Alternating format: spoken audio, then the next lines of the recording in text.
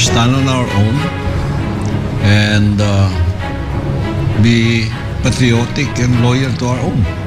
When it comes for love of our country and sovereignty, we should all be one. There should be no division because we are all Filipinos. Pagdating dyan sa pag-ibig sa ating bansa, sa pagtayo sa ating bansa, huwag natin ipahiya si Jose Rizal, sila Bonifacio. Pagdating dyan, huwag dapat tayong hawakan o pakialaman ng iba. Tumayo tayo sa sarili natin.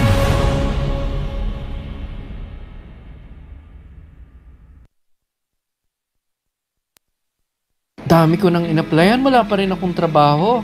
Help! Ang taas na naman ang tuition fee sa eskwela. Help!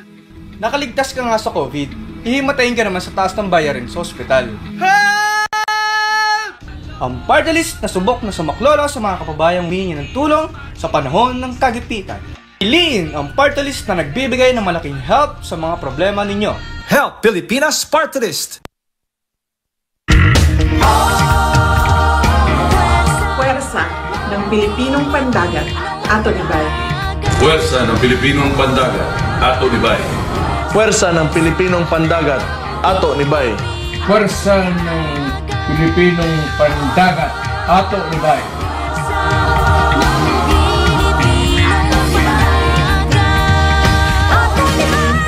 PPP Party List. Tatak Duterte. Ato Nibay. Ato Nibay!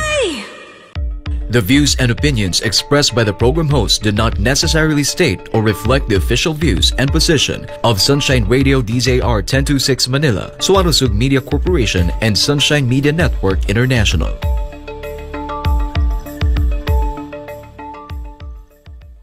Para sa Diyos at sa Pilipinas nating mahal. Kailangan yung tayuan yung prinsipyo. Kailangan nandudong ka lagi sa tama. Para ito sa mga tunay na lalaban para sa bayan. Pagkamali, banatan. Pero pag tama naman, palakpakan natin. Yan ang Banateros, walang inuurungan. Pag tama, palakpakan. Pag mali ay babanatan. Yan ang Banateros, boses ng ordinaryong Pilipino. Banateros ay walang makakaawan. Yan ang Banateros, walang inuurungan. Pag tama, palakpakan. Pag mali ay babanatan. Yan ang Banateros, boses ng ordinaryong Pilipino. Banateros ay walang makakaawan.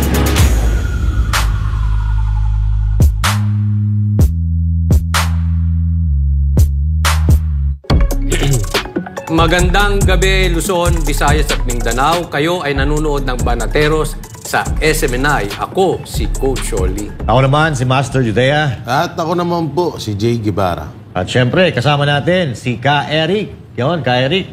Hi, magandang gabi. Ako po'y natutuwa at kabahagi ako ng Banateros program ngayon live dito sa SMNI. Magandang gabi sa taga-subaybay ng SMNI at ng Banateros program. Ayun, syempre, kakilala naman natin to si Ka Eric, na kaibigan natin.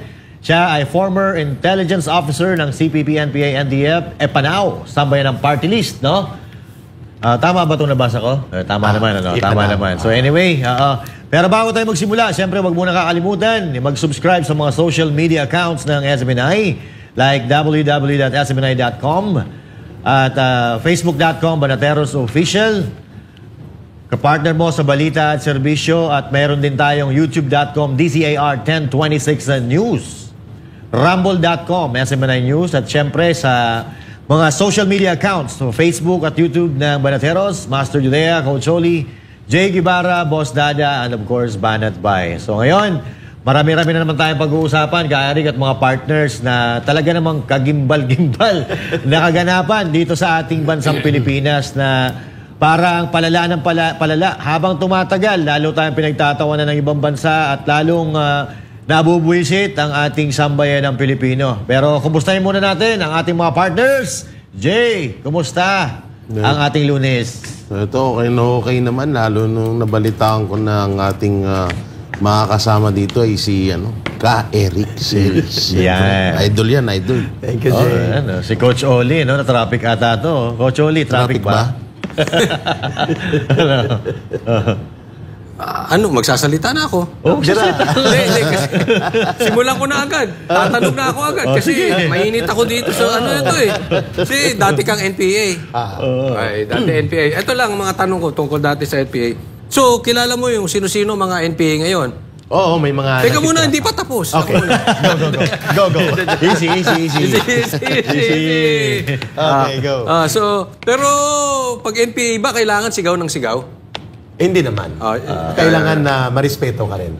Pero kilala mo kung sino-sino itong mga NPA na to. Kasi may mga sinasabi dito na tayo daw ay napapagharian at nakapasok na ang komunista dito sa loob ng kamara. Anong komentaryo mo dito sa mga tanong ko? Wow. Ang galing parang nasa plenum tayo.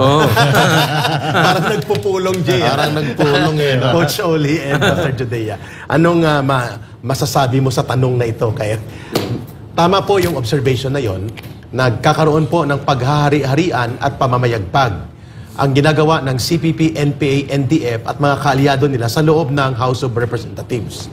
Sapagkat nakita natin kung paano nila kinokontrol at dinodomina ang mga pagkakataon na merong mga committee hearings at kapag mayroon silang gustong ipitin at labagin ng mga karapatan ng resource persons ang ginagamit ng mga tirador, itong mga NPA o CPP, NPA, NDF or mga dati na CPP, NPA, NDF. Coach Oli, qualify ko mayroong nasa aktibo na CPP, NPA, NDF, Brother J and Master Judea, mayroong dating sinipa ng CPP, NPA, NDF na nandyan din magkakasama sila. Very strange bedfellows, so to speak. Sino itong mga sinipa? Teka muna, hindi mo sinagot yung isa kong tanong. Dami ko kasi tanong eh. Yes. Pag NPA ba, kailangan laging galit? Hindi. Pero may isang katotohanan sa tanong mo, Coach Oli. Ang isang training sa radikalisasyon sa paglaban sa gobyerno ay ang pagtatanim ng hatred. Yung pagtatanim ng galit. Galit sa gobyerno? Galit sa gobyerno, galit sa otoridad, galit sa rules, at galit sa sistema. At ginagamit nila dito, Eric, kahirapan siguro, no? Oo, kahirapan, problema sa gobyerno, at ang mga hindi makatarungang distribusyon ng yaman ng bansa. Gagalitin ka, so yung tendency mo ay magiging galit kapag nagsasalita. Pero magalang ka naman dapat at marespeto sa ordinaryong mamamayan. Pero doon sa mga namumuno sa gobyerno ay mayroon pong tendency na maging ang tono mo ay galit o paragi ang tawag nila dyan ay GND kung sa aktivista pa. Grim and determined. Depende sa kausap mo. Depende, kung may kagalit-galit yung kinausap mo, dapat magalit ka talaga. Yun. Pero yung as a rule, sa tanong ni normal Coach Oli, sigaw ng sigaw. Ang sigaw ng sigaw, ginagamit yan sa rally. Pero kapag ikaw ay nasa formal na forum, sa mga committee hearing, hindi mo ginagawa yan, lalo na kapag ang kaharap mo, ordinaryong mamamayan o mga resource person na naimbitahan para magbigay linaw sa mga usapin sa committee hearing. Ayun.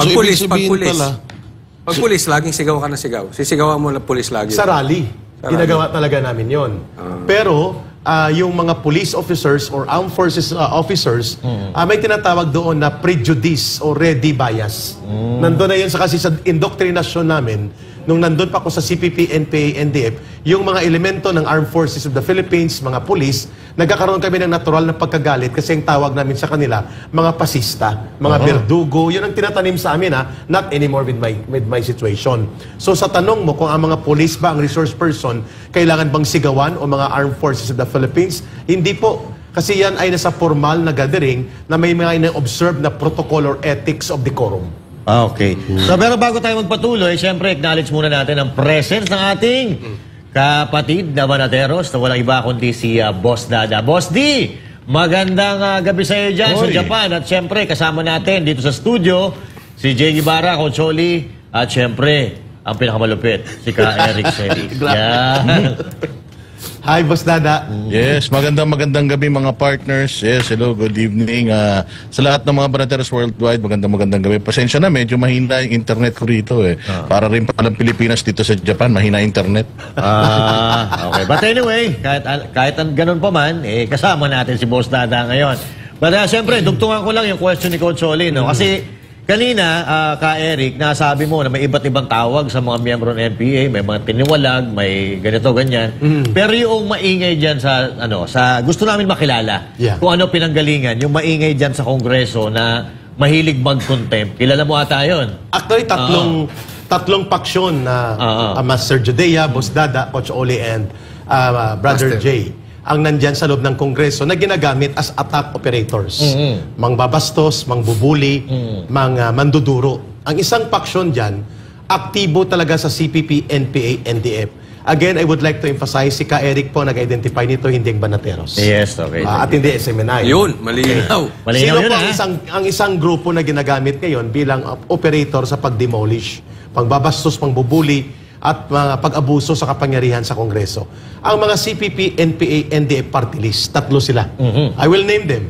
Franz Castro, na convicted criminal sa kasong child abuse. Si Raul Manuel, si Arlene Brosas. Ito sila ay mga aktibo na mga operatiba at until now they belong to the Communist Party of the Philippines and therefore they are also part of the entire operations of the CPP, NPA, NDF. Ang pangalawang grupo, isa lang pala siya. Isa lang yun. Pero barkada sa ni Akop. Ito ba yung sinipa? Ito yung sinipa ng NPA. Dati siyang NPA, kaya sinipa siya.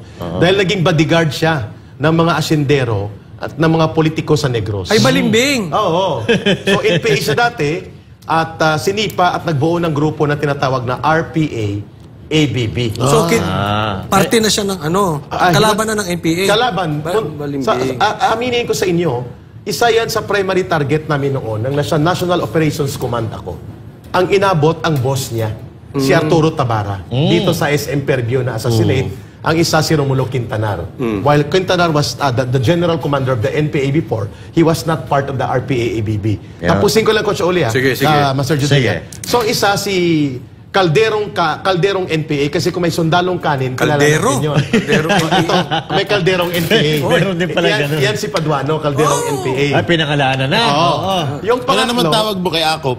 Si Akop naman ay nag-aas panis na kanin. Panis na kaning panis na nagbabarkada sa Sanggano na si Paduano. Sige. Ngayon ang pangatlo, gusto natin malaman yung background nito. Kung bakit contempt siya ng contempt. May pangatlo pa doon kanina na bloke. Sige. Nakalusot. Ito naman ang mga hilaw na komunista. Ang mga hilaw na komunista ay sinipa din sa CPP, NPA, NDF. Itong grupo ng Akbayan. Nako. So tatlo yon. Hindi yan magkakasama sa isang organisasyon. Nagpapatayan dati yan sa panahon ng 1994 hanggang mga year 2000. Kaya Eric, maputol ko yung Akbayan yung kasama nila Dilima, di ba? Dilima at Ontiveros. Ang tawag naman doon, mga hilaw na komunista. Hilaw pala yung mga yan. Kasi walang NPA ito. According kay Eric. So, pwede tawaging impostor na aktivista. Hilaw na komunista, impostor na aktivista, kasi wala silang NPA. Pero gusto din nilang guluhin ng gobyerno. Ito naman ang CPP, NPA, NDF, nagkukunwaring walang NPA, pero kasama sila. Yan naman ang mga nasa communist terrorist group na napangalanan na ng gobyerno ang kanilang organisasyon. Yung isa kanina, ito yung pinakamabangis na Rottweiler sa loob ng Kongreso. Sorry, Boss Dada. Sige. Pitbull. Ang pangalan niya ay si Paduano. So may tanong si Coach Ol, si Master Judea, Brother Jay and Coach Oli, and Master Boss Dada, bakit tinatawag ni Ka Eric na Kalderong NPA? Yan. Si Paduano. Paliwanag mo nga. Ano ang role niya dyan sa loob? Okay. Sige. Si Paduano po ay, kilala ko po ang background nito sapagkat isang region kami pinanggalingan. Sa Western Visayas din po. Siya ay Negros galing, ako ay Iloilo. Iloilo City. So pag sinabing Western Visayas po, ito ay binubuo ng mga probinsya ng Iloilo, Antique, Capiz, Aklan, Guimaras, and Iloilo City, including Negros Occidental, Bacolod City. Na ngayon ay Negros Island na region. Okay. Doon siya nanggaling. So noong mga 1980s, hindi pa po ako NPA, hindi pa ako CPP. Ang kanyang kakolektiba, ibig sabihin isang unit sila, naatasan sila na magsagawa ng urban operations. Ang tawag dyan ay partisan operation. Armed City Partisan. So dineploy sila na may birahin silang target na pulis sa Paglaom Sports Complex sa Bacolod. So ito yung mga early 80s, no? Papatay nila. Natasan siya na siyang bibira. So team of 3 yata sila. May dalawang backup, siyang birador. Birador pala. Nang bumunot siya ng kanyang 45, ayon sa kwento ng team na yon na naabutan ko sa Panay Island, na galing Negros, ang pangalan na gamit niya na noon ng sa RPA na siya Karapali Luwalhati. Kasi mahilig sa luwalhati. Itong birador na to. Itong nagpakilalang birador. Sino to ulit? Para alam nila. Si Boy Contempt Paduano. Si Kalderong NPA. Ngayon, nang bumunot siya ng baril, lumingon yung pulis at bumunot ng... May baril din ng pulis. Sa sobrang tapang niya, nabitawan niyang 45. Minervyos! Dinaga. Kasi, ito sinasabi ko to, pag binibigyan ko ng ano yung mga galawan ni Paduano, lalong-lalo na nung nakaharap niya si PRRD. Yes. Kung mapapansin nyo, kasi ito, gawain po ng isang nervyosong tao, yung hindi mapakali. Hindi! Mga gano'n-gano'n. Mga ganyan-ganyan. Kadalasan kasi ginagawa ng mga nervyosong tao yan. Yung parang uneasy ka. About naman doon sa pagiging balimbing ni Paduano, totoo. Kasi may kita naman natin ngayon, tingnan mo siya yung overacting doon sa Jay, ang sinasabi ni Jay doon na pagka-nervyuso niya, nang kung hindi nagkaroon ng backup, ang team na yon patay siya. Kasi ang bumira sa pulis, hindi siya. Bitawan niyang 45 niya eh. Muntik pang tumakbo. Sayang, no? Kung wala siya sa kanya, ang bumira yung kasama niya. Kung wala siyang kasama, yari siya. Ayun ang problema niya. Sapagkat gusto niyang i-project na siya ay matapang. Siyang ginagamit nila Akop. Ewan ko kung bakit naniwala at believe si Akop sa kanya. So ito. Ito may gusto kong ikwento dyan, ha. Ito yung problema ngayon dyan kay Paduano, brother. Sapagkat gusto niyang ipalabas na siya ay matapang di prinsipyo. Pero sinipa yan ng CPP-NPA NDF sapagkat nagbabodyguard sa mga asindero at mga politiko sa Negros. Ang isang naging bodyguard sila at bumuo ng kanyang party list at nagfinance dahil kalaban ng NPA noon sa Negros, si late Danding Cuangco. Now, ang abang lingkod party list niya ay pinunduhan nila Danding Cuangco at ng mga asindero laban sa NPA. So, nang tinarget yan ng NPA si Paduano, nanalo sila noong 2013, I think. Hindi nagpapakita, nagtataguin sa office ni Albi Benitez. Nako? Kahit na sa kongreso na siya, hindi siya tumatago. Nagtatago kasi at that time, active pa ang order na birahin siya ng NPA. So alam ko kung anong background nito. Sayang. Ibig sabihin ngayon, magkakasama na sila ni Franz Castro, ni Raul Manuel at nila Arlene Brosas, posibleng sila ay nagkaroon ng tactical alliance kasama ang mga hilaw na komunista at mga impostor na aktivista. Kay Eric, baka ano na yan? Baka nasa grupo na nila Brosas, nila Castro yan. Walang formal na pagbabalik sa isang organisasyon, pero mayroon silang common enemy at common agenda. Kaya baka nagbuo sila ng alliance. Sarili nilang grupo. Hindi pwede. Hindi rin pwede. Nagbuo lang sila ng common agenda. Yung common agenda nila, wasakin ang matapang at decisibong liderato ng mga Duterte. At dubli-kabi sila, lagaring hapon. May pundo na, may kita pa. At the same time, nakakapagpostura sila as if they are crusaders sa loob ng Kongreso. Well, in fact, hindi. Sila ang mga numero. Kung may banateros, mayroong sabotaheros. Sila yun. Pero ito, Ka-Eric, yung sabotaheros. Ka-Eric, ididiin lang natin. Kasi ito personal knowledge mo to eh. Alam mo kung saan ang galing. Kasi you belong to that particular group. Before. Kaya nga, ito, hindi sila pwedeng tumanggi. Kasi ikaw mismo na nagsasabi na nandun ka sa loob nila dati. Kilala ko sila.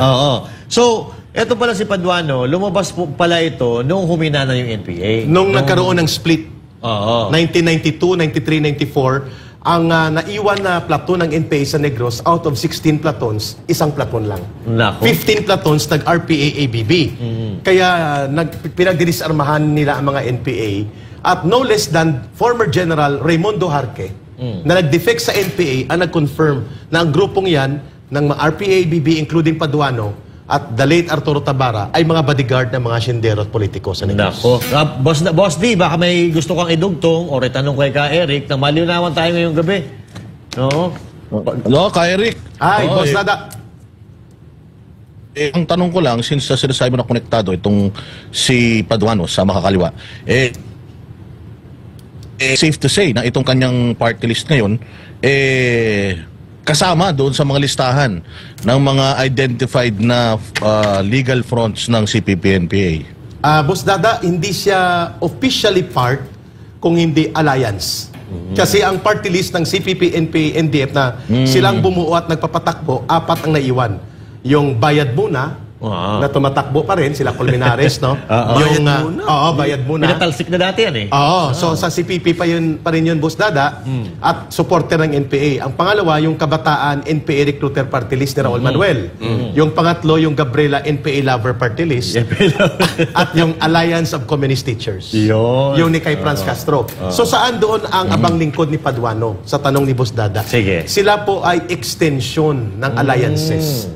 Sila po ay hindi formal sa CPP, NPA, NDF, but they also joined the common agenda, which is to destroy ang political influence and legacy ng liderato ni Pangulong Duterte at ngayon pinagpapatuloy ni VP Sara Duterte. Ayun. Yun ang common agenda nila. Hanggang doon lang.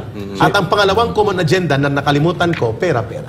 Pera-pera. Tsaka, eto, nagsasabuatan sila hindi para... Sa prinsipyo. Hindi sa prinsipyo, hindi para sa pagpapaganda sa bayan, kundi para pabagsakin ang pangalang Duterte. At ang buong gobyerno guluhin. Kaya At tawag ko sa pera-pera. kanila, Boss Dad, pera-pera. Ang tawag ko, Boss Dada, sa kanila, ang banateros ay kontra korupsyon, kontra kurakot, kontra abuso sa gobyerno. Ang sabotaheros na sa loob ng gobyerno para magsabotahe. Nako. So ang kanilang common agenda, Boss Dada, magsabotahe sa gobyerno. Yun. So they are hitting two birds in one stone. Yes, kasi may kita na. May kita na, nadi-destroy pa nila yung Duterte Exactly. legacy. Yun ang tinatawag na lagaring hapon. Kasi ngayon, kahit walang naniniwala sa kanila, patuloy pa rin yung kanilang mga propaganda na yung drug war on drugs ni PRRD, katulad ng sinabi ng isang kongresista diyan na budol daw. At may malala pa siyang sinabi, I will identify him. Sige. Iwan ko bakit naging police general at naging abogado to si Akop. Tinawag niya na Grand Criminal Enterprise ang war on drugs ni PRRD at isa daw na Grand Criminal Conspiracy against the Filipino people. Linyada ng CPP, NPA, NDF yung kanyang ginagamit. Talaga? Linya ng CPP, NPA, NDF, ang line na yan na binabanggit ni Congressman Akop na dating general sa police at naging abogado pa at nagpapakilalang investigador at ang hindi niya lang idinagdag ay siya involved sa Kuratong Baliling, yung hindi dinagdag niya. Sabi niya, ako'y abogado, investigador, pero dapat dinagdag niya. Kuratong Baliling. Kuratong So it means sino to? Si Akop? Si Akop.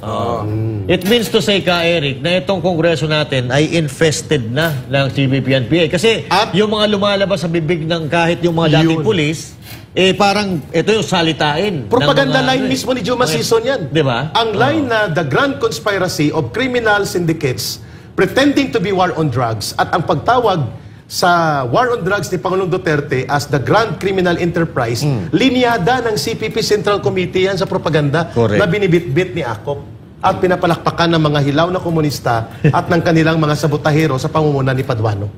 At ginagamit nila ito ngayon sa propaganda para i-malign, pakasamain ang imahin ni Vice President Sara Duterte at ang legasiya ng decisibo at malakas na pamumuno ni Rodrigo Duterte. Saan ba dati ito si Akop, kay Eric? Si Akop naman, sila ang enablers. Hindi yung sa PNP, naging CIS, CIDG, superintendent, naging commander ng CIDG, naging general, hindi ko alam kung nag-2-star general siya, pero ang alam ko, Brigadier General. Brigadier General. And then siya noon ay nag-resign sa panahon ni Ramos kasi itong Kuratong Baliling, na rub-out case na kanilang niratrat ang mga kriminal na ang may alaga, pulis din. So para mawala ang mga ebidensya, ang isa dyan senador involved, nagtumatakbo, yung author ng Joint Resolution in House Senate number 10. Kung bakit may liquidation by certification. Parang kilala ko yun yung senador. Ganito buhok nun Naniniwala ba kayo? Mga partner, kayo ba kayo naniniwala na kapag ang isang tao ay magaling magbintang, most likely siya yung tinuturo niya yung sarili niya. Totoo Sabi yan. niya, sa tuwing tumuturo ka ng isa, yung tatlong daliri nakaturo din sa'yo. Tama. Kayo ba ay naniniwala dyan? Tama ka dyan, Boss Dada. At maganda yung tinura ninyo na binuksan nyo itong talakayan na ito. The real grand conspiracy to destroy the Filipino people and our country's democracy and to abuse the process of democratic institutions ay hindi po mga Duterte, kundi ang Kongreso na pinamumunuan ni Martin Romualdez. And that is the truth. Sapagkat hindi po mamamayagpag itong sila Paduano, sila Akop, itong mga CPP, NPA party list, at ang iba pang mga kagrupo, mga hilaw na komunista, kung walang pumupundo, walang nagpuprotekta, walang kumukumpas, at walang nagdedirect. Yan. Meron akong kukwento. Ngayon daw, ang death anniversary ni Joma Sison. Tama ka. December Saktong dating mo rin. 16. Yes. Ngayon. Congratulations. Happy anniversary, death anniversary. At malamang ngayon, ang mga komunista, sorry. At ito po, hindi po ito lingid sa kalaman ng taong bayan. Naglulupasay po ang mga komunistang mga nagpapakilalang hindi kami komunista, hindi kami NPA, nang mamatay si Joma, bumaha ang luha nila sa entablado sa UP.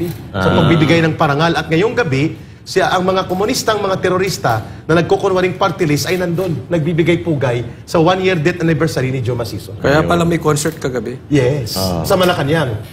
Parang nagsabay-sabay na sila, no? Parang may alliance talaga. Tama yung sinabi mo. Alyansa ito ng mga conspirators. Tama si Boss Daday. Yung nagtuturo na gumawa ng masama sa bansa na hindi naman tanggap ng taong bayan, ay siya ngayon ang nabubulgar na gumagawa ng pananabutahe upang magkagulo ang bansa, magkaroon ng mga hidwaan pang politika, lumala ang paglaganap ng krisis sa kabuhayan at ekonomiya, at tumitingkad ang mga bangayan sa politika dahil silang may gawa. Bakit? Kapag nangyari po yan, mananatili po ang pagkontrol nila sa poder, at itong mga komunistang terorista ay mananatili po sila na sila ang magmamaniobra ng mga kaguluhan habang nagpapalakas ng armadong puwersa nila. So ulitin ko lang, Jay, Dada and Coach Oli and Master Judea, hindi sila isang grupo. Pero ang may pinakadelikado dyan na nasa bahagi ng alyansa ay ang CPP, NPA, NDF sapagkat may armadong grupo. Ito si Paduano, hindi. Wala na siyang armado, pero siya ay bodyguard na at bata-bata ng mga politiko, kagaya ng barkadahan nila ni Akop. At ang mga hilaw na komunista, pera at pondo ang nagpapagalaw sa kanila para maging bahagi ng sabotahe campaign. Nakakatakot pa dito, no? Hinahayaan ng gobyerno na mabuo at dumami sila dyan sa Kongreso.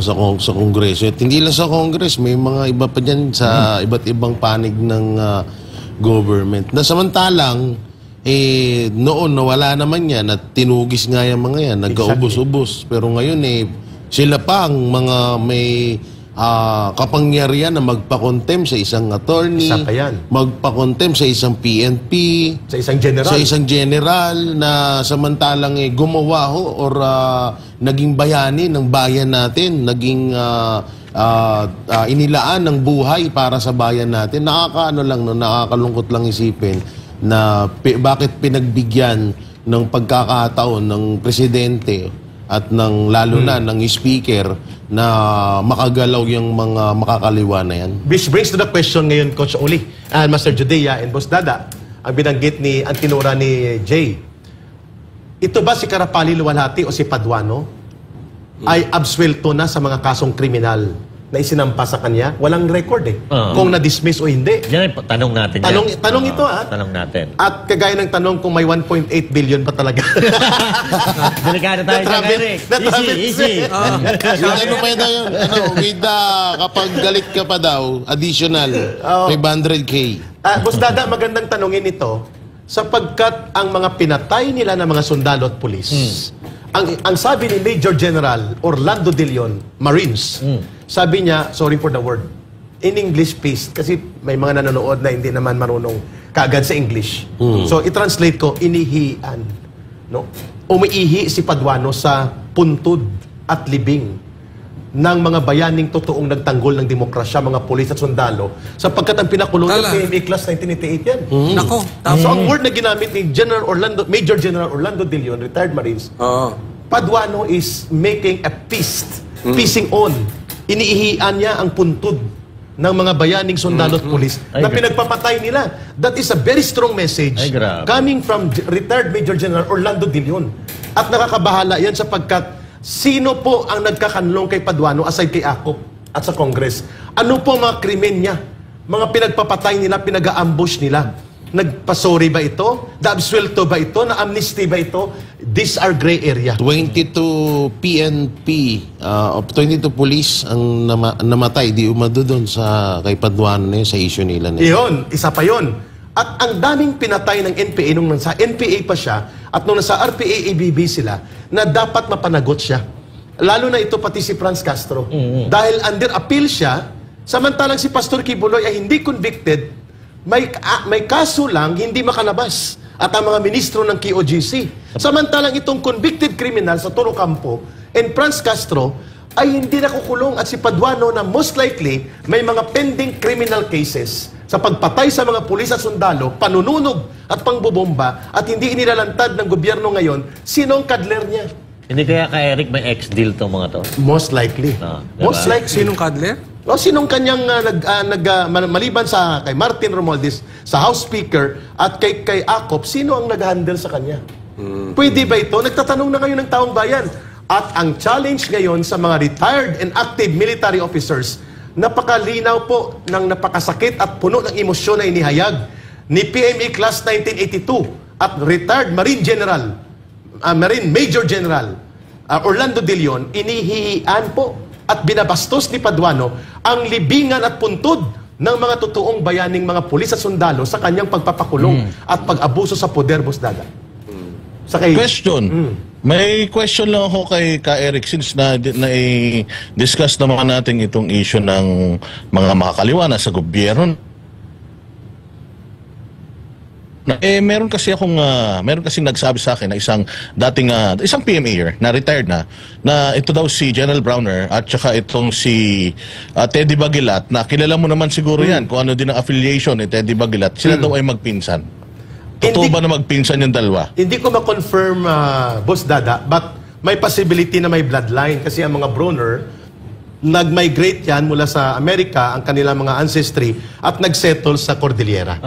So most likely, there is a high possibility na may bloodline.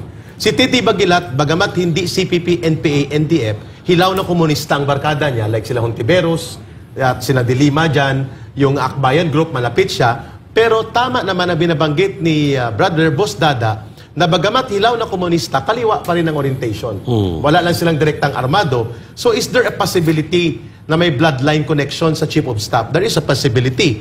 But on the question of professional integrity of the Chief of Staff, ni General Browner, nasa sa kanya yan para kanyang patunayan na hindi siya maapektuhan ng bloodline or political influence sa mga pamilya na kanyang kalinya sa kanyang bloodline, like itong kung possibility na may connection siya kay former Congressman Teddy Bagilat, na isang mga agitator din, kalinya ng mga hilaw na komunista, dapat patunayan niya ito. At lalo na pong binabanggit, this is a big challenge for him to speak up as a Chief of Staff. Yes. Ahayaan mo ba na insultuhin ang Philippine Military Academy at ang mga graduates nito ng isang mamamatay tao? Totoo naman mamatay tao ito talaga ang grupo nila Paduano. Diyan din ako nanggaling ang kaibahan naming dalawa. Wala akong kaso na inaharap tungkol dyan at ako po yumakap sa batas at nagpailalim sa gobyerno.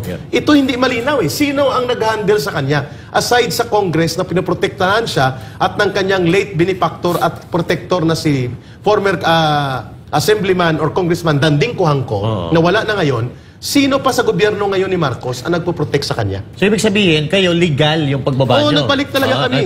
Kayo yung mga rebel returnees na tinatawag. Yes. So, ang question natin, kung paano nakalantad itong si Paduano sa at kung anong status ng mga kaso. Yun. Kasi walang malinaw na may amnesty at walang malinaw na ito'y na-dismiss ang mga kaso niya, Boss Dada. And that is the reason that the Armed Forces of the Philippines and even the Philippine National Police, si Marbil ay PME graduate 91 yan. Si General Wilkins, 88, 89, 99, nag-abot pa sila. Si Wilkins, na dating PDEA Director General sa panahon ni former President Rodrigo Duterte, ay senior, samantalang first year si General Marbil. At si General Browner ay direct junior ni General Wilkins kasi class 88 na mga ito.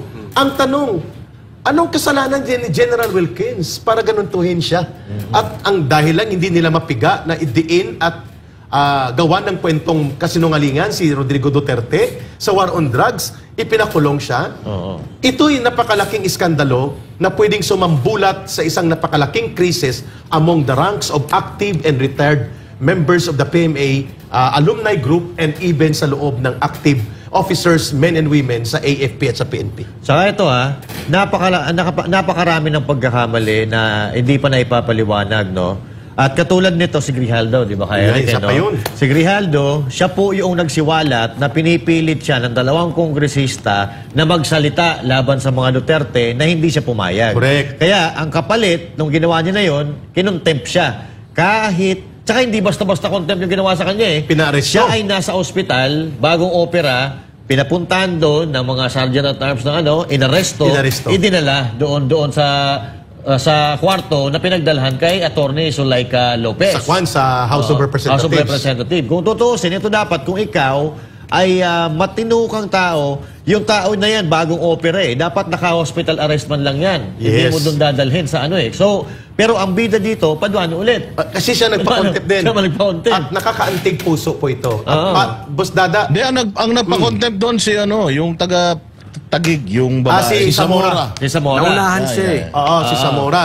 Ang kay Paduano, si Wilkins. Ayun, Ang kay Lopez, Si Franz Castro. Kaya nga dyan nga tayo inis na inis eh. Dyan nga tayo inis na inis ka, Eric. Kasi bawal tumawa dyan sa Kongreso. Tama? Tama. Pagka nagtatawanan kayo, nagsasalita kayo, bawal. Pero pag sila pwede. Nagbibiruan pa sila. Nung kinontempt nila yung si Coronel eh. Boss Dada, naka-experience ako niyan, Coach Oli, nang kami kinontempt na una ako kay Ma'am Badoy na mga 8 oras. Siya kasi gabi na alas 10 na or 9, ako ay mga alas 2. So mga 8 oras akong nauna ng contempt. Ang isang nagbigay ng pananakot sa akin, si Akop. Sabi niya, baka hindi mo magustuhan ang gawin namin sa'yo. Aba? Yun talagang word niya. Huwag mo kaming pilitin gawin namin ang hindi mo magustuhan. Sinagot ko siya, so be it. If the nation will see na walang karapatan ng mga resource persons dito, gawin nyo. At si Paduano, tumayo talaga ako, Boss Dada. Sinadya ko yun na gawin. At hindi ko pinagsisihan dahil sinasabi niya na out of order daw ang request ko. Ang sabi ko, very basic. Ang mga resource persons na walang abogado, hindi basta-basta kine-cross-examine dito. Kasi karapatan yan sa kasaligang batas. At kung ano man ang sinabi ko nung nakarang hearing na walang abogado na nag-guide sa akin, marapat ko na hingi na yun ay i-delete. Nagalit siya. Tapos nang nagagalit na siya, tumayo ako. Sabi niya, huwag kang bastos. Sinabihan ko talaga siya, hindi ako bastos. Galit yun eh. Palaging galit. O palagang... Pinaglihi nga sa sama ng loob yun. Pinaglihi sa Watusi. Parang hindi mapakali, no? Parang nilalagyan ng Watusi. Ang sabi ko sa kanya, hindi ako bastos. Nagpapaliwanag ako. Kaya marami po nagsimpatya noon ang tinawag ko silang kangaroo court. Sapagkat walang hustisya, Boss Dada, muro-muro, bullying, at walang kinikilalang batas. Ang opening statement ko was very clear. Ang sabi ko sa kanila, this Congress and this committee, you are not above the law.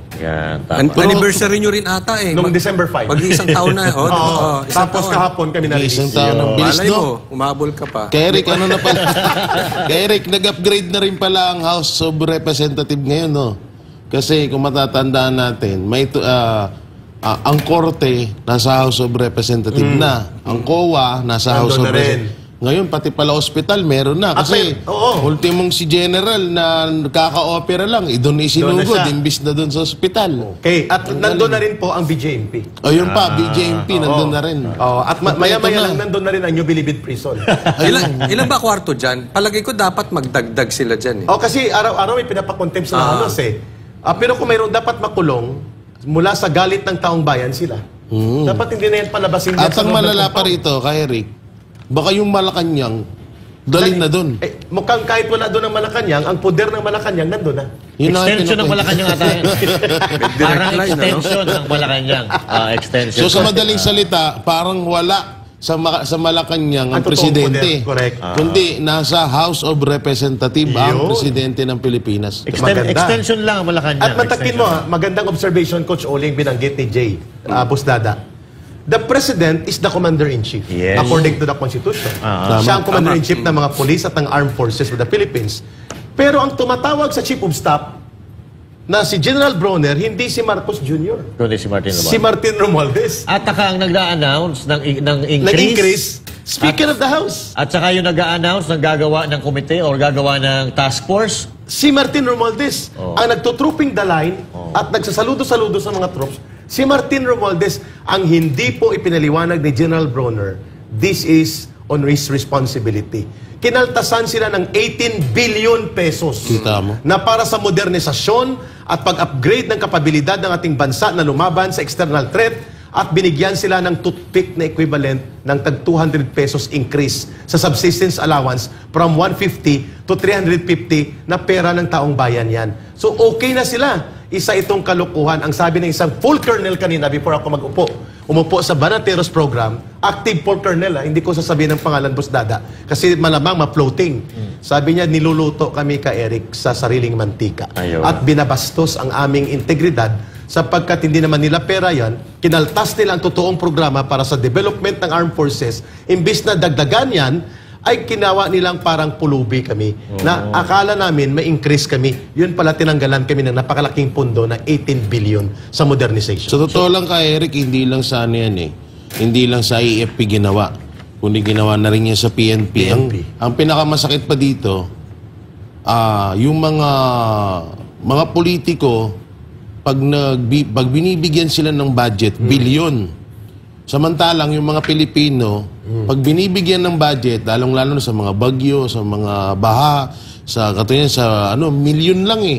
Katulad lang yung tatlong plywood, 3 yero, 3 2x2 yung binigay sa mga kilo ng lansang. Oo, samantalang sa mga politiko, bilyon ang pondo. Agree. Ang masakit pa dito yung AFP at yung PNP. Biro mo kakaltasan nyo ng kanilang yan na lang din yung pasalamat nila sa gobyerno sa likod ng kabayanihan nila, tapos ganyan ang gagawin nyo. At ang malapit pa dyan, yung NPA pa mismo ang mga nagkakaltas ng mga yan. Ng mga budget. Kaya Eric, meron lang akong tanong. Kasi kung susundan ko yung mga binanggit mo, sabi mo, si Ako, police. Si Paduano, NPA dati. NPA. NPA ka. So magkasabot na ang pulis o NPA o sila lang? Sila lang. Kasi magkasama sila okay. Magandang tanong. Nag-aapira na sila. Magandang tanong. Ang unang nag-appear si Akop at pumalakpak doon sa pagpapakontempt ni active CPP operative Franz Castro kay Attorney Lopez. Face bomb sila, tapos nagkamustahan. Ngayon, kamustahan din sila at palakpakan ni Paduano. Kasi magkumpare sila sa Los Sabotajeros na grupo sa loob ng Kongreso. Mga mananabutay. Sa tanong ni Coach Oli, is there now an alliance among the PNP or retired PNP generals like Akop? Sa tingin ko, limited sa kanila. Therefore, kailangan ba expose ito sa PNP na ang ginagawa ni General Akop ay hindi po kapakanan ng security forces ito. Pinapalakas niyang loob ng mga ex-NPA at active NPA operatives and supporters at pati po ang grupo na nananabutay sa gobyerno sapagkat ginagamit nila for political demolition job.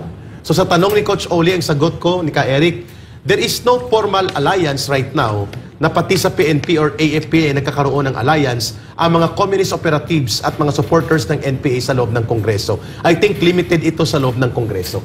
On a limited agenda to do systematic and comprehensive demolition job against Rodrigo Duterte and Vice President Sara Duterte. Yun.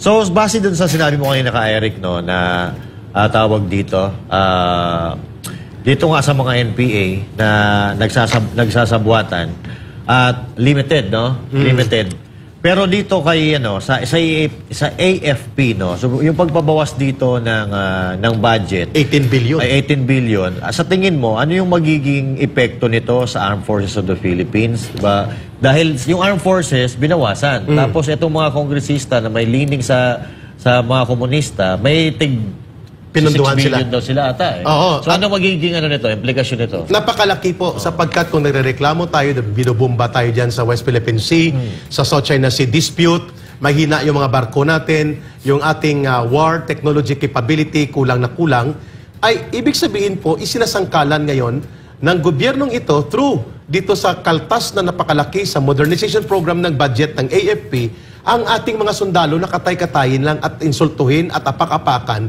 ng mga tropa ng China at ng iba pang dayuhang bansa na pwedeng umatake o magkaroon ng karahasan or aggression against us. Number 2, nagpapakita ito ng isa napakalaking iskandalusong sitwasyon.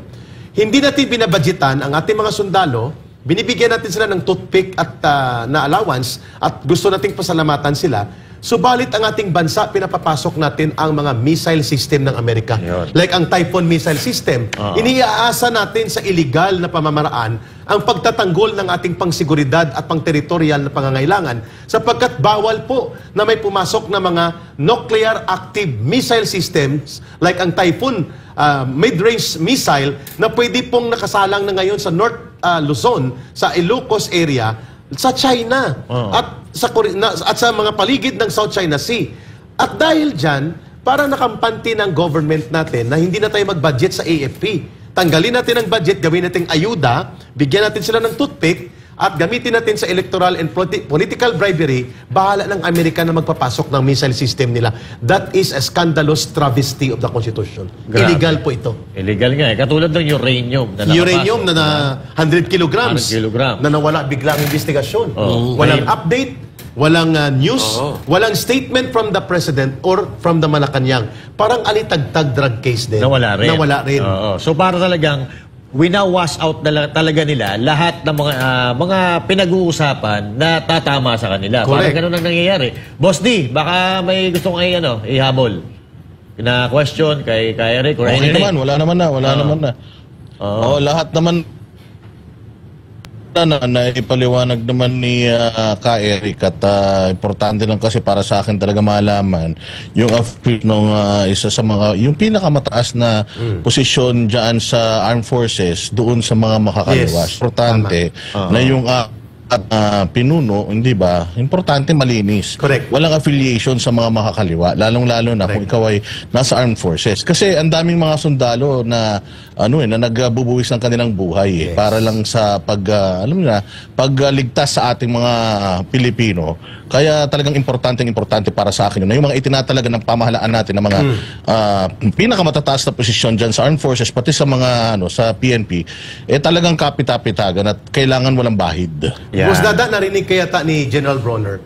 Kasi kahapon, nagpalabas siya ng statement na kinukundina niya ang CPP, NPA, NDF at hindi daw siya papayag bilang pinunong general ng hukbong sandatahan na manunumbalik ang CPP, NPA, NDF. Mukhang naririnig niyang tanong na ito ni Boss Dada.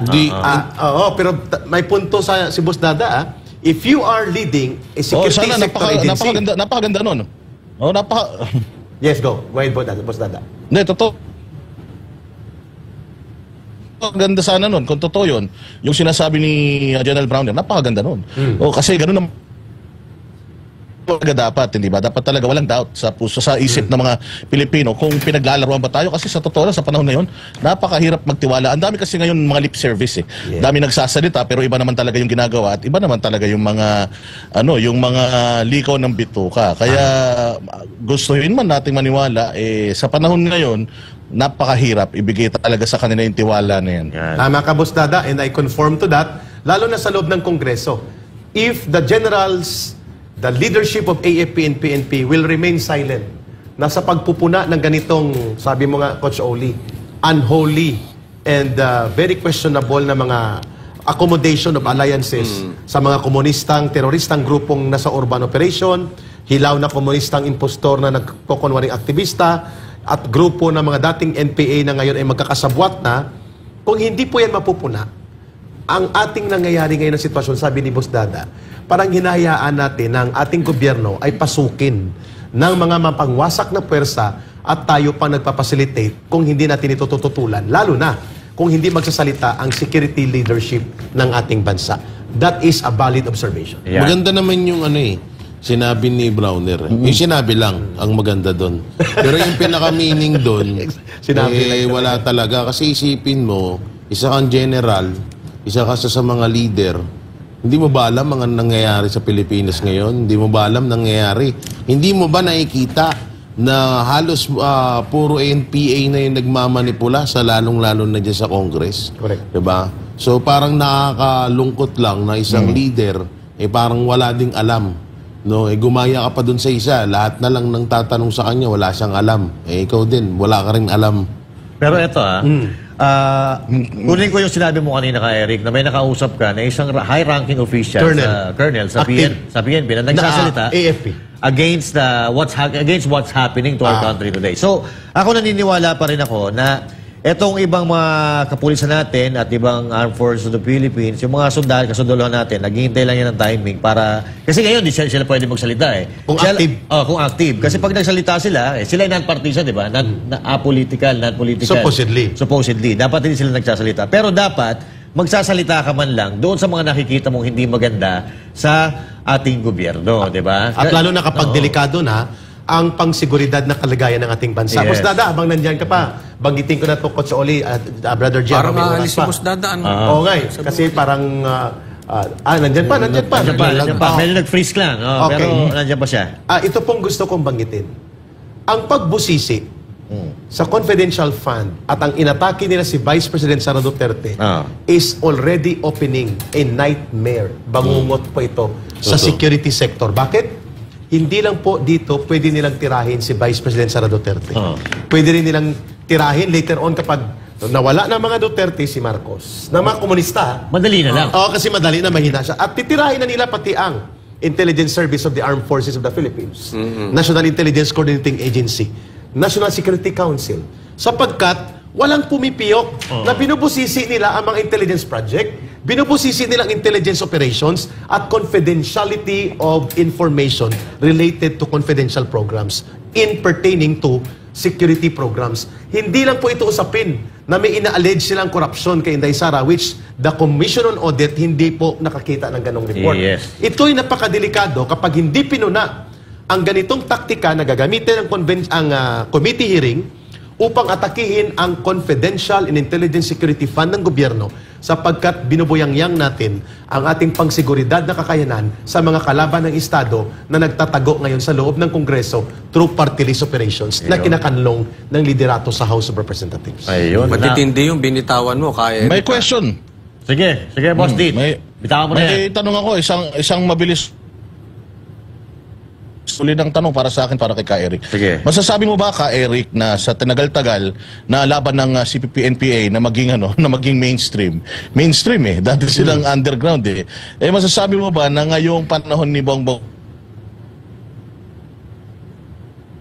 successful ang CPP-NPA? Kasi dati nagrarally sila sa kalsada lang pero ngayon nakakapasok sila sa halls of the Congress at doon na sila binibigyan ng boses ng mismong Congress. Sa tingin mo, sir? Yeah, tama ka, Boss Dada.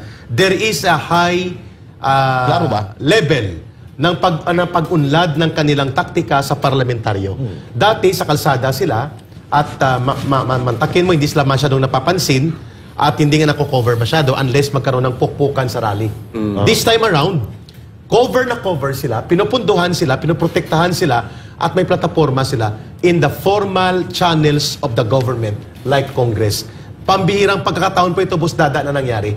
At kapag yan ay nagtuloy-tuloy, is there a possibility that their operations to destroy the government by joining the government and then later on overthrow the entire system will become successful alongside the recovery of the armed components sa NPA? There is a high possibility for that kapag hindi natigil ito. So malaki ang posibilidad na pati yung armed forces natin, PNP, sila mismo magdisarma? Mapahinaan nila. Mapahina. Tapos, kasi pati budget pahinain nila. Pati confidential fund bubusisiin nila. Hindi ka na makagalaw at ang mga general hindi makapiyok kasi nga pwede kang makontempt, pwede kang mawala ng budget. Ang malala, ang mga Armed Forces of the Philippines ay gusto nilang manumbalik sa barracks. At ang NPA, kunwari may pistocks, makakapanumbalik sa mga baryo. So, iyan ang dapat nating bantayan. So, ang ending pala nito, Eric, sa ginagawa ang ending pala nito sa ginagawa nila, sa sobrang galit at pagpapabagsak nila kay Pangulong Duterte, kay VP Sara Duterte, buong bansa natin ang mapapayamak dito. Exactly.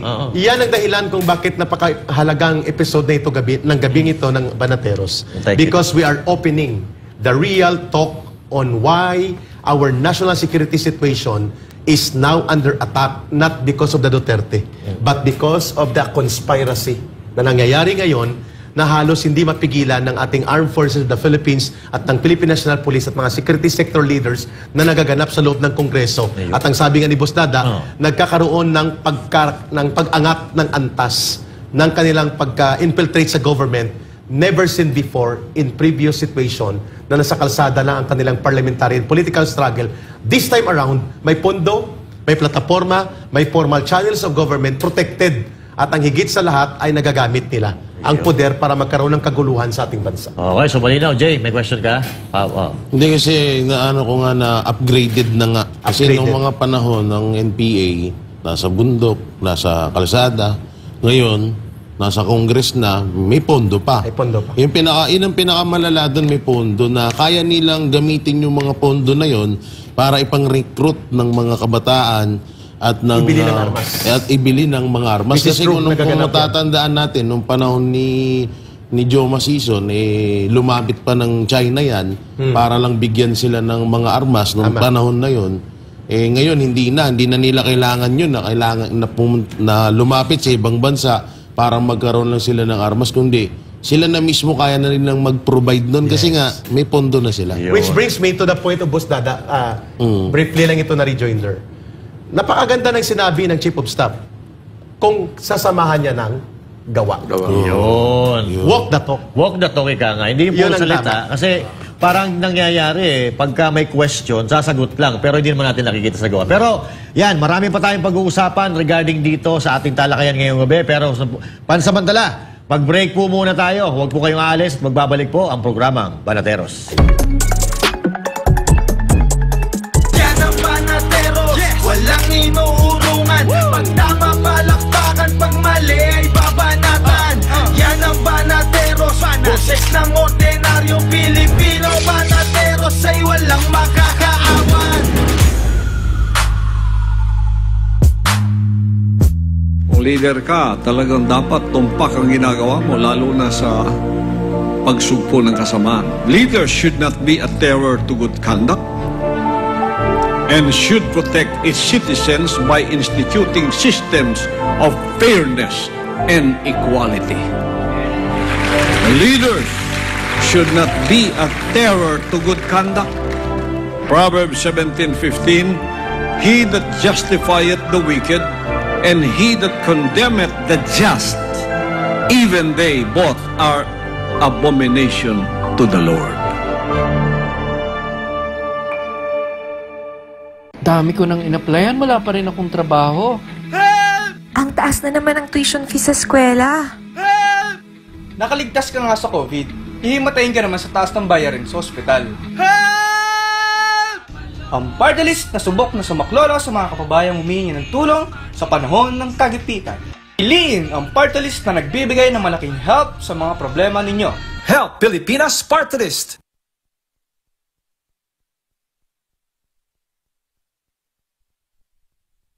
Yan ang Banateros, walang inuurungan. Pag tama palakpakan, pag mali ay babanatan. Yan ang Banateros, boses ng ordinaryong Pilipino. Banateros ay walang makakaawan.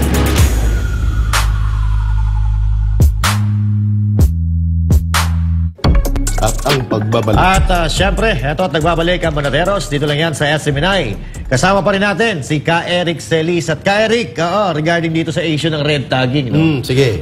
Yung red tagging, medyo na iskandalo ata yung pangalan nyo dito. At baka pwede tayo makahingi ng kahit konting paliwanag. So, yung mga pwede lang. Okay. Na Magandang punto ito at nabigyan nyo kami ng pagkakataon. Master Judea, Coach Olivos Dada, and Jay sa Banateros. No? Ito po'y tungkol sa kaso na isinampa ni Atom Araulio. At kasama dyan, nagsampa din ng kaso ang kanyang nanay at si Teddy Casino. Tatlo ito. So, ang kaso po hindi criminal case, kundi civil case. Pag sinabi pong civil case, walang kulong. Pero may danyos perwisyo. Ibig sabihin may damages.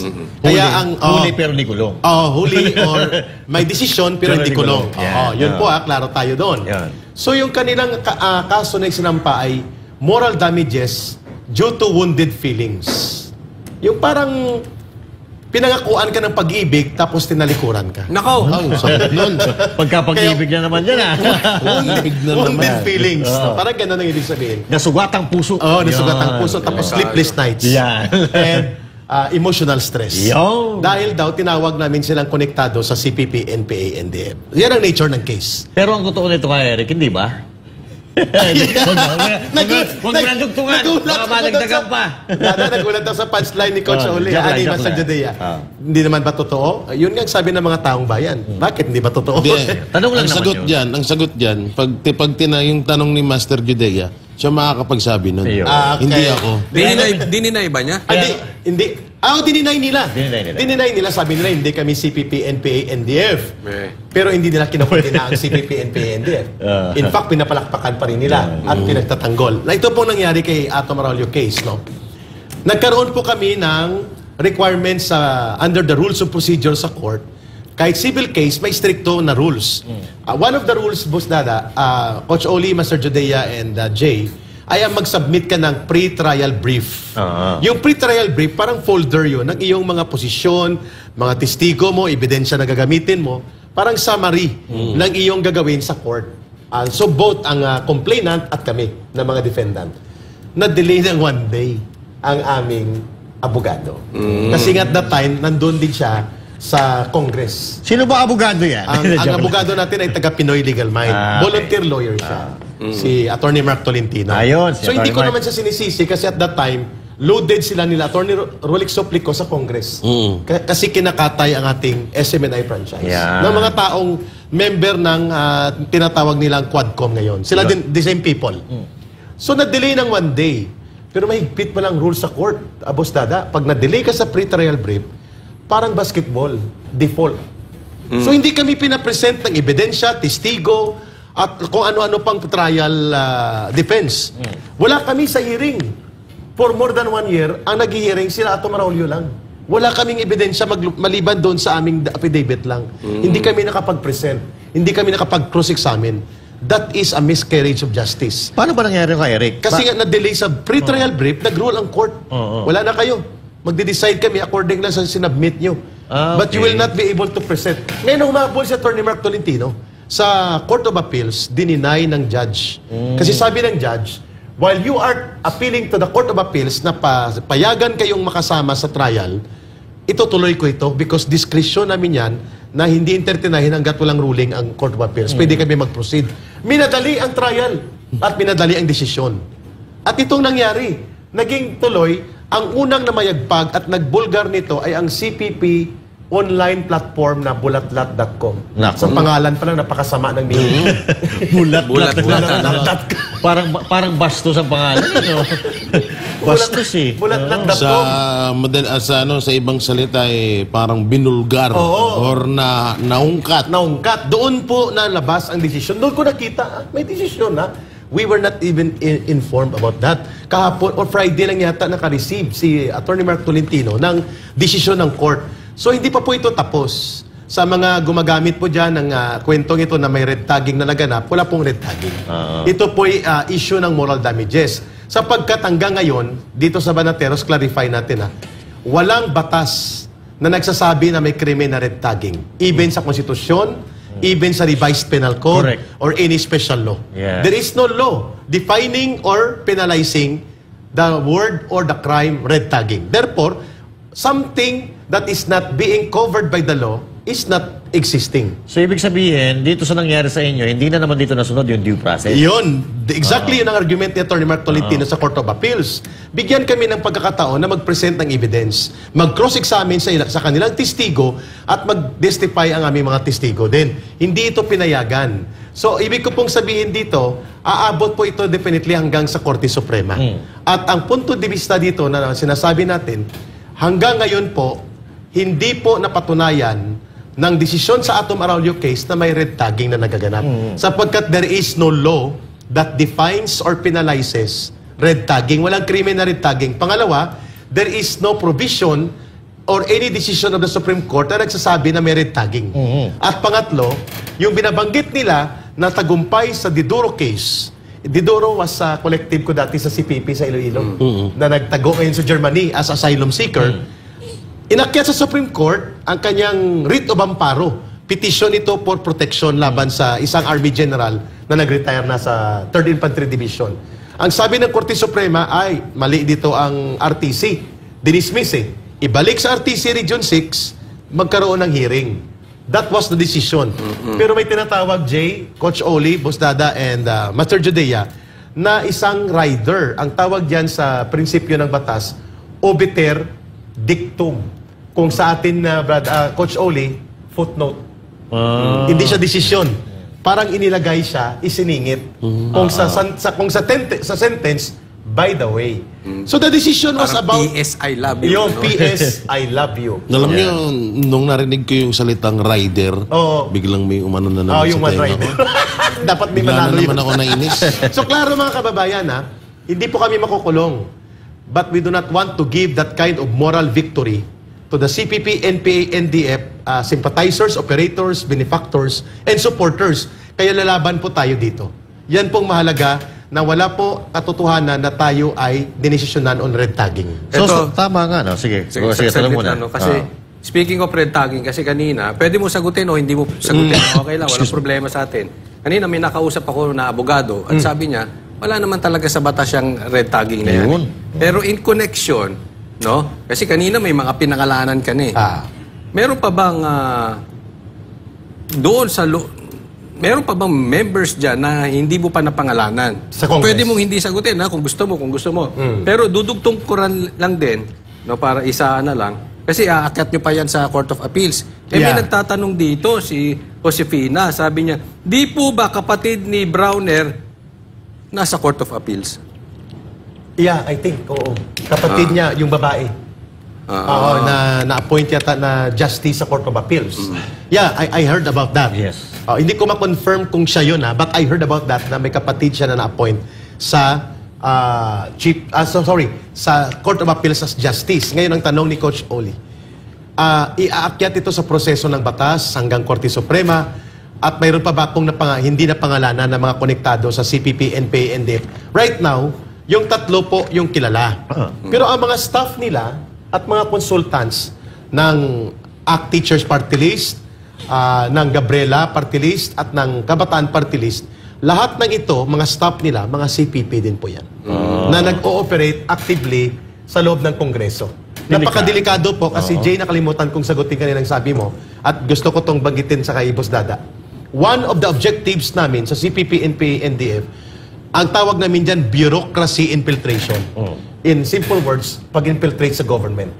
Ang isang layunin namin dyan, maliban sa pagkuha ng pondo, paggamit ng programa ng gobyerno pabor sa revolusyonaryong pagkilos ng CPP, NPA, ay ang pangangalap ng impormasyon. The active intelligence gathering of the CPP, NPA, NDF are now given full steam operation inside Congress. Kasi pwede silang humawak ng mga dokumento. Reports, intelligence reports, pwede nilang gamitin. So dahil mo kay Eric, delikado yun, no? Delikado. Napaka-delikado. That is very dangerous. Kaya pala, gano'n na lang ang pagpupursige ni Castro na malaman lahat ng mga intel at mga projects ng confidential kung saan napunta yung confi ni VP Sara Duterte. Because hindi yan tungkol sa korupsyon. Kasi wala siyang mapatunayan. Tungkol yan sa pangangalap ng impormasyon para gamitin laban sa gobyerno. Mula sa loob ng gobyerno. So sa madali,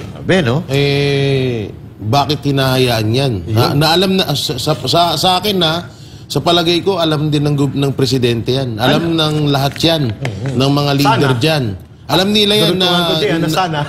Nalalaman niya. Ikaw ba, Eric? Sana hindi tulog eh, no? Ikaw ba, Eric? Naniniwala ka ba na alam ng presidente yung nangyayari sa kanyang gobyerno? Ang sagot ko dyan, wala siyang pakialam. Mas malala ang walang alam kaysa walang pakialam. Di ba? Kasi kung walang alam, may pagka-inosente. Ang walang pakialam, alam mo may nagaganap na mali, wala kang pakialam. Bahala kayo dyan. Bahala na kayo dyan. Kasi nakuha ko ng pagka-presidente. Tsaka kapag wala kang alam, gagawa ka pa rin ng ano na malaman mo yun. Pero kung wala kang pakialam, wala ka ng pakialam. Bakit ba nyo obvious naman eh. Nagpa-party pa nga eh. Lagi kasi nagpa-party, nakabalan nyo. Pero nandun na si balutin mo ako.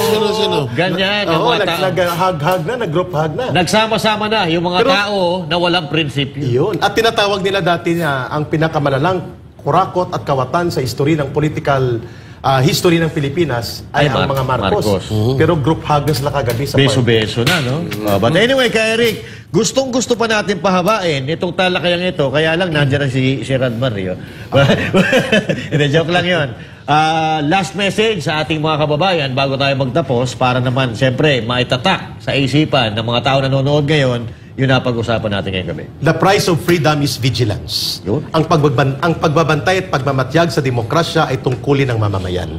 Kaya po tinalakay natin ito sa Banatero sapagkat pinupukaw natin ang obligasyon ng bawat sektor sa lipunan na makialam at magpahayag upang wag po mawala at masira ang demokrasyang ipinaglaban ng mga nauna sa ating mga ninuno natin at nagbuwis ng buhay dito. Hindi po magandang nangyayari sa loob na ngayon ng Kongreso sapagkat yung mga nagtanggol ng demokrasya, nagtrabaho para sa kalayaan ng mamamayan at nagsusulong ng mabuting pagtatayo ng nation building sa ating bansa ay sila ngayon ang iniipit, nagigipit at nilalapastangan ng mga karapatan ng mga taong dapat may pananagutan na krimen sa ating bayan at mga inutang na dugo. Kaya hindi namin yan mapapalampas. At sana po makita ito ng mamamayan at ng lahat ng mga namumuno, lalo na sa security sector.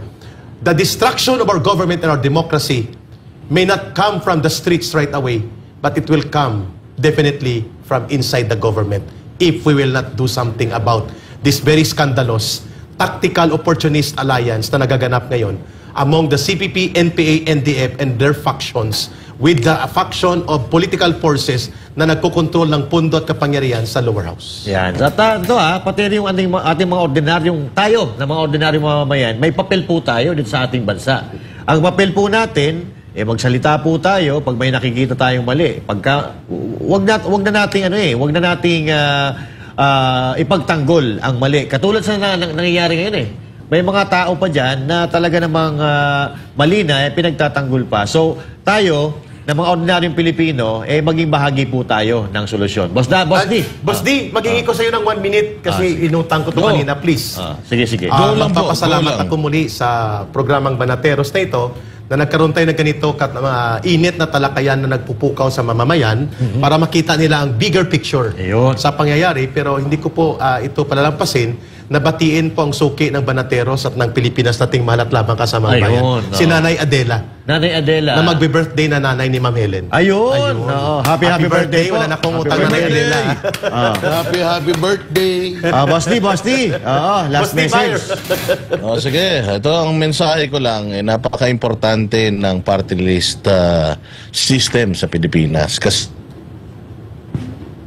nagamit ngayon bilang attack dog para sa mga kalaban nila sa politika. And itong mga party list representatives na ito ay sila yung mga nothing to lose dyan sa Kongreso kasi wala nang silang mga distrito na nire-representa. So anytime pwede silang mawala anytime pwede silang mawala sa Kongreso.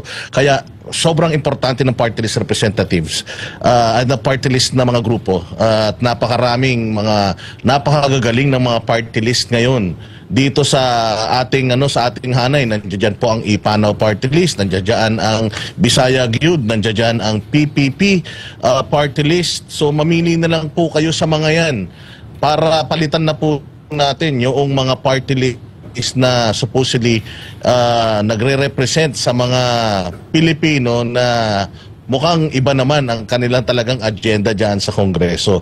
Kaya maging matalino na po tayo pagdating the 8th. Tuhan, yan lang po ang panahon kung kailan. Kaya gamitin po natin ang tama.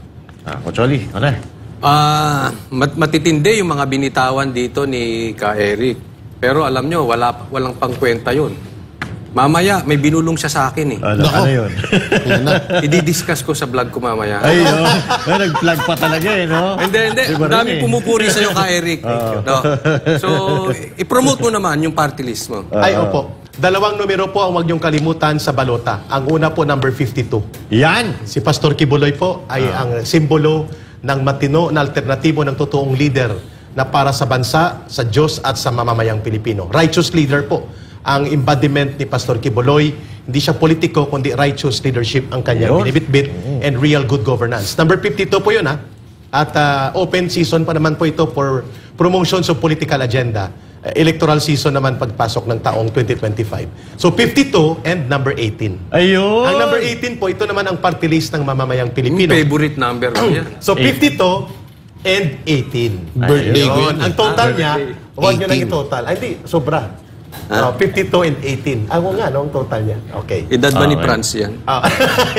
So, Ipanaw Sambayanan po, ang binoboto nyo ay party list, hindi po si Ka Eric. But number 3 po ako dyan. Ang number 1 si Atty. Bosantog. Number 2 nominee si Lorraine Badoy. Number 3 po si Ka Eric.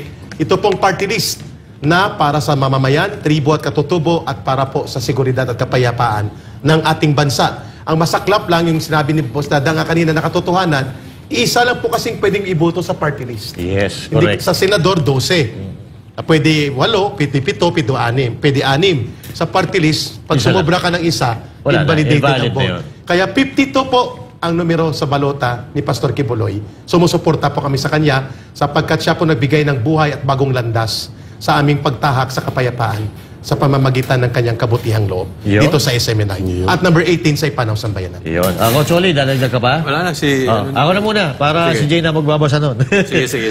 Okay, sa akin naman, tama, yung mga narinig natin dito, napakaiinit na mga binitawang salita ni Ka Eric at sana makakasama pa namin sa mga susunod na araw. Ka Eric, maraming salamat sa napakaraming impormasyon na naman na binigay mo sa amin. At syempre, sa ating mga kababayan, nananawagan tayo na bumoto po tayo ng tama. Tama si Ka Eric. number 52. And this is the first time in history of politics in the Philippines na isang senador hindi kukunin ang kanyang sweldo. Wow. Yan lang po, si Pastor Apollo C. Kibuloy. Okay? Ikaw din ba, ganon? Pag nanalo kayo? Di mo kukunin ng sahod? Kalahati lang. Kalahati lang. Ang kalahati sa pamilya, ang kalahati advocacy. Ayun. Di ba? Sasamahan ko si Pastor. Doon sa panawagan na lahat ng mga pundo ay dapat audited at nire-report sa taong bayan. Hindi liquidation by certificate. Ano sabi mo, Boss Dada? Boss D, may tutugtong ka? Boss D. Ano wala? Wala. Mahina signal mo, Boss D. Si Pastor hindi kukuha ng sweldo. Naputol yata siya. Wala, putol talaga. Wala. Yan ang sinabi ni Pastor Apollo C. Kibuloy. Yung susweldo niya, ibibigay niya doon sa mga Scholarship. So, first time in the history of Philippine politics na yung sweldo niya hindi niya kukunin. Ipamimigay niya. At hindi ito mangungurakot. Iyan. At hindi niya pagpipirahan ang posisyon at pundo. Yung sweldo nga, wala siyang pakialam. Sweldo wala siya. Oo. Di ba? Kaya righteous leadership. Iyan ang dapat nating iboto. Subukan natin yung matitino. Yung pakikinabangan ng bayan, hindi yung makikinabang sa bayan. Yun. Maganda yun, ha? Di ba? Jay, ikaw na, Jay. Ako, wala na kayo ba sasabihin, pero nagpapasalamat po ako sa lahat ng nakiisa sa One Nation at sa kalinisan ng KOJC, siyempre, kay Pastor Apollo. Siyempre, kung nasabi nyo na rin yan, idamay na rin natin ang mga PDP laban na mga tumatakbo. Nandiyan sila Senator Bongo, Senator Bato, Attorney Jimmy Bondok, at idamay na rin natin ang Bisaya Youth Party List ni Sir Greco. Oo. Pahala na kayo mamili. Matino din sa lahat po ng nakiisa sa 131 Nation ng KOJC thank you sa inyo lahat. At bago tayo magtapos para naman sa ating Christmas countdown. 9 days na lang, mga kabanateros. Grabe. Pasko na. Eric, ano regalo mo sa amin? Ay, siyempre, pag nagkaroon tayo ng pagkakataon, tayo po ay bibirada ng masarap dyan ni Ate Ruth, ni Mami Ruth na squid balls at mga fishball and Sakit lang sa akin. Paborito natin yan. Ano pangalan? Master. May pangalan na, ha? Oo. At sa baba. Ang yan dyan sa baba, at yan doon po Ate Ruth? sa sarsa pa lang. Ulam na. Yan ang masarap. Yung sarsa pa lang, ulam na. Huwag yung walang sarsa. Pangit yung ito i-promote din natin. Sa mga taga Metro Manila, pag napadpad kayo dito sa bandang Makati, napakasarap ng barbecue dyan sa harap ng KOJC. Yan, dito sa may SMNI Guadalupe area. Ang sarap, walang sauce, parang chooks to go. Wow. Uy. Walang sauce. Nagpa-sorry. Ay, sorry. Nagpa-sorry na yata. Sorry. Nag-sorry na naman sila. Nag-sorry na naman sila. Kaya, hindi naman promote yun Nag-sorry. Nagpa-sorry na In-acknowledge lang natin yung pagsusorry nila. Hindi, tsaka kay Rick ang Banateros, hindi kami Marte. Sapat na sa amin kahit jacket lang na kulay green. Ayun. Parang tugma dito. Ay, tugma ba? Yan na, ha? Coach.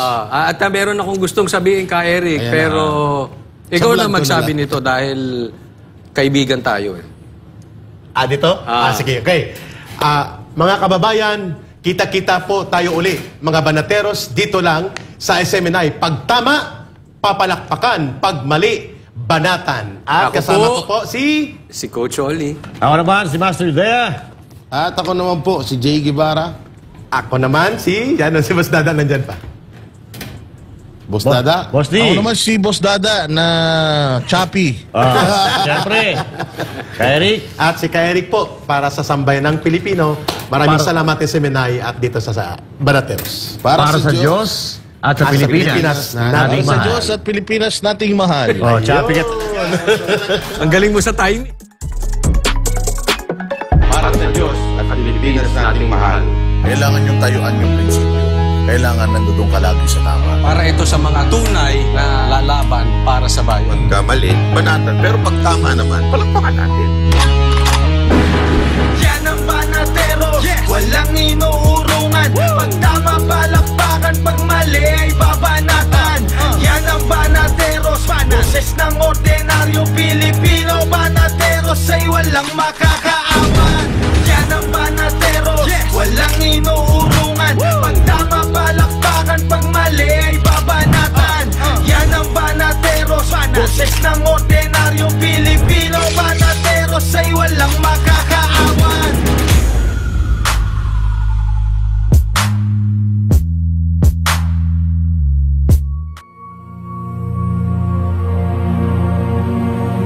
You will know a nation of what kind of a leader there is. Look at the fruits of that. Look at the result of that leadership. If the leader wants cleanliness, and he has that spirit of being clean and cleanliness, everything that is under him will be clean. If the leader wants a law or order, the result will be law and order. If there is chaos, then that leader is chaotic. Because the failure and success of everything depends on the leader.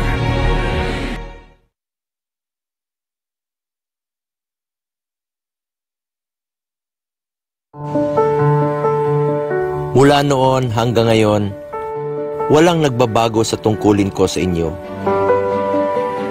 Gaano man kalayo, anumang oras o timpla ng panahon, sisikapin kong marating kayo para magserbisyo. At para sa oras ng pagdadalamhati,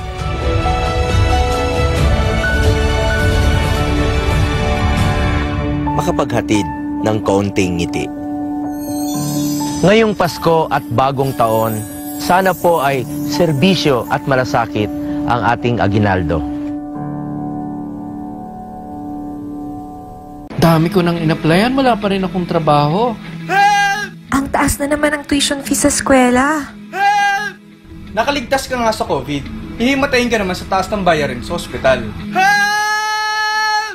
Ang party list na subok na sumaklolo sa mga kababayang humihingi ng tulong sa panahon ng kagipitan.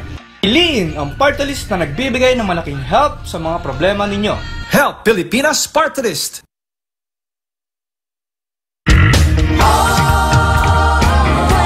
Puwersa ng Pilipinong Pandagat, Ato Libay. Puwersa ng Pilipinong Pandagat, Ato Libay. Puwersa ng Pilipinong Pandagat, Ato Libay. Puwersa ng Pilipinong Pandagat, Ato Libay.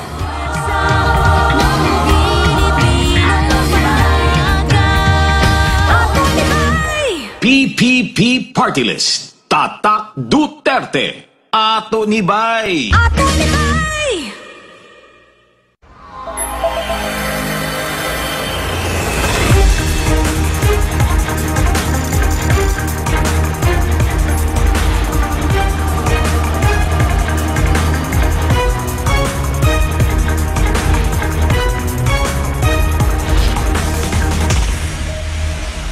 This is SMNI News Channel. Truth that matters.